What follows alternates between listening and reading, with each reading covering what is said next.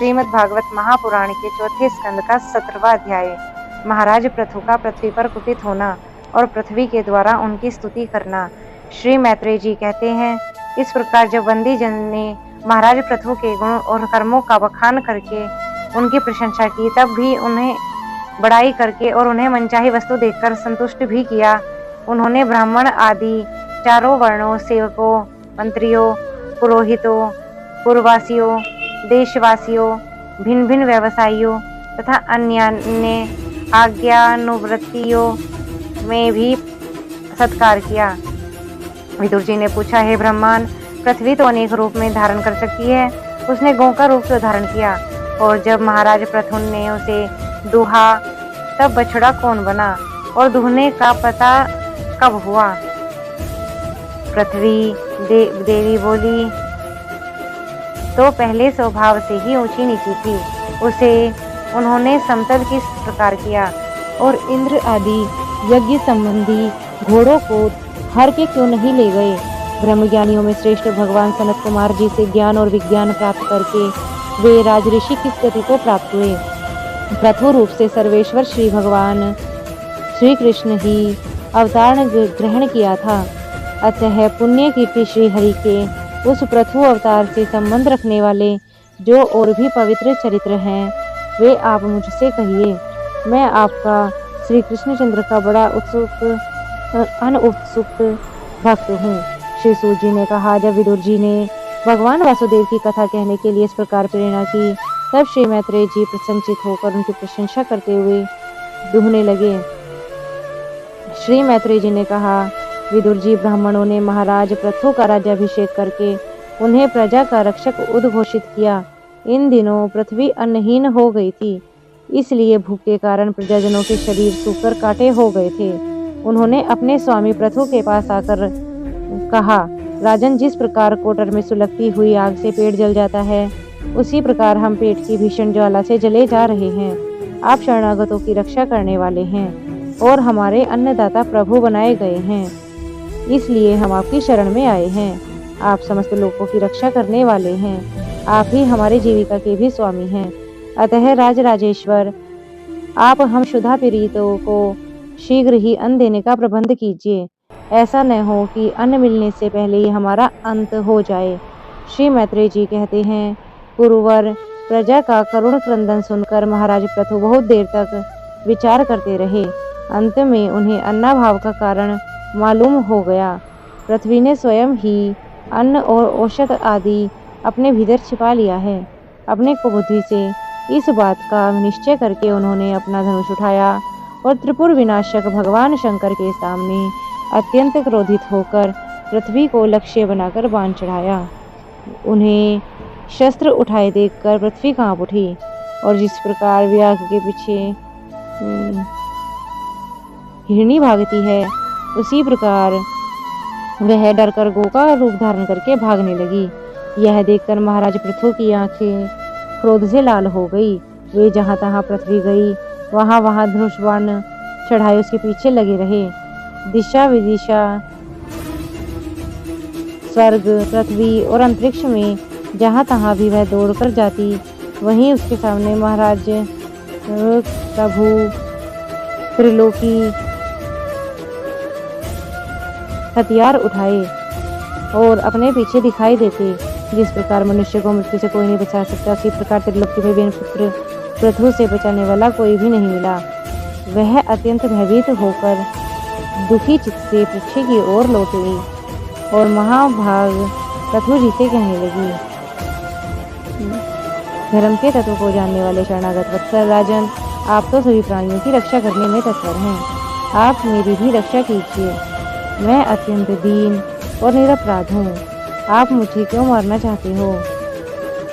इसके पश्चात सिवा आप हित धर्म का पालन करने वाले माने गए हैं, फिर मुझे स्त्री का वध आप कैसे कर सकेंगे? स्त्रियां कोई अपराध करें तो साधारण जीव भी उन पर हाथ नहीं उठाते, फिर भी मैंने आप जैसे करना वह दीन वत्सल तो ऐसा कर ही कैसे सकते हैं?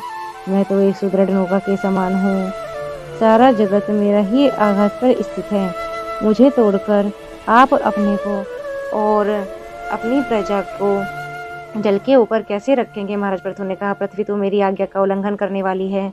तू यज्ञ में देवता रूप में भाग तो लेती है, किंतु उसके बदले में हमें अन्न नहीं देती है। इसलिए अब तुझे मैं मार डालूंगा, तू जो प्रतिदिन हरी हरी घास खा जाती है और अपने थन का दूध नहीं देती है। ऐसी दुष्टता करने पर तुझे दंड देना अनुचित नहीं कहा जा सकता। तू ना समझ है, तूने पूर्व काल में ब्रह्मा जी के उत्पन्न किए हुए अन्न आदि के बीजों को अपने में लीन कर लिया और अब मेरी भी परवाह न करके उन्हें अपने गर्भ से निकालती नहीं है। अब मैं अपने बाणों से तुझे छिन्न भिन्न करके तेरे मद से इन क्षुधातुर और दीन प्रजाजनों का करुण क्रंदन शांत करूंगा। जो दुष्ट अपना ही पोषण करने वाला है तथा अन्य प्राणियों के भी प्रति निर्दय है, वह पुरुष, स्त्री अथवा नपुंसक कोई भी हो, उसका मारना राजाओं के लिए न मारने के ही समान है।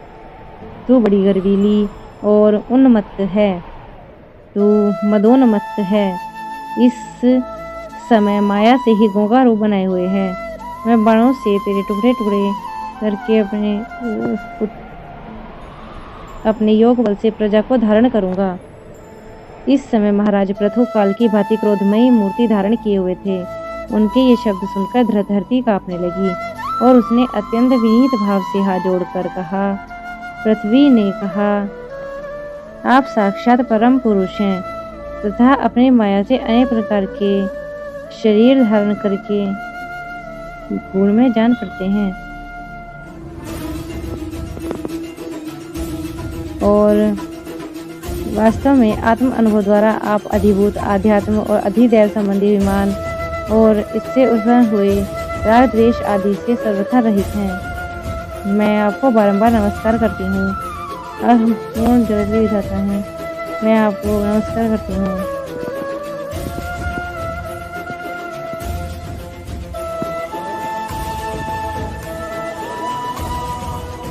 आप संपूर्ण जगत के विधाता हैं। आप ही यह त्रिगुणात्मक सृष्टि रची है और मुझे समस्त जीवों का आश्रय बनाया है। आप सर्वथा स्वतंत्र हैं प्रभु। जब आप ही अस्त्र शस्त्र लेकर मुझे मारने को तैयार हो गए, तब मैं और किसी शरण ले सकती हूँ। कल्प के आरंभ में आपने अपने द्रव्य देने वाली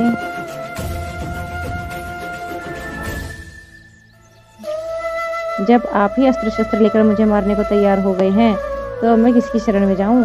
कल्प के आरंभ में आपने अपने अहित की आश्रित रहने वाली अनिर्वचनीय माया से इस चराचर जगत की रचना की थी और उससे माया के ही द्वारा आप इसका पालन करने के लिए तैयार हुए थे। आप मारना धर्म परायण हैं, फिर भी मुझे गोरूप धारिणी को भी मारना चाहते हैं। आप एक होकर भी मायावश अनेक रूप जान पड़ते हैं और अपने स्वयं को भगवान स्वयं ब्रह्मा को रचकर उनसे विश्व की रचना कराई है। आप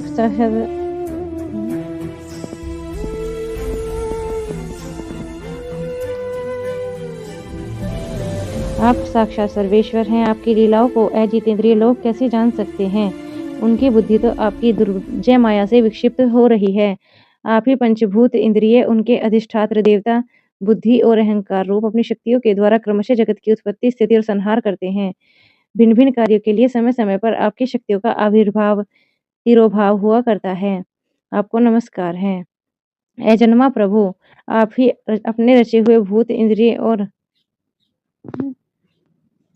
अंतःकरण रूप जगत की स्थिति के लिए आदि विराह रूप होकर मुझे रसातल से जल के बाहर लाए थे। इस प्रकार एक बार तो मेरा उद्धार करके जल के ऊपर नौका के समान स्थित मेरे ही आश्रय रहने वाली प्रजा की रक्षा के लिए अभिप्राय से पैने पैने बाण चढ़ाकर दूध न देने के अपराध में मुझे मारना चाहते हैं। इस त्रिगुणात्मक सृष्टि की रचना करने वाली अपनी माया से मेरे साधारण जीवों की चित्त मोहग्रस्त हो रही है। मुझे जैसे तो लोग अपने भक्तों की लीलाओं का, क्रिया का उद्देश्य न समझे तो इसमें आश्चर्य की क्या बात है।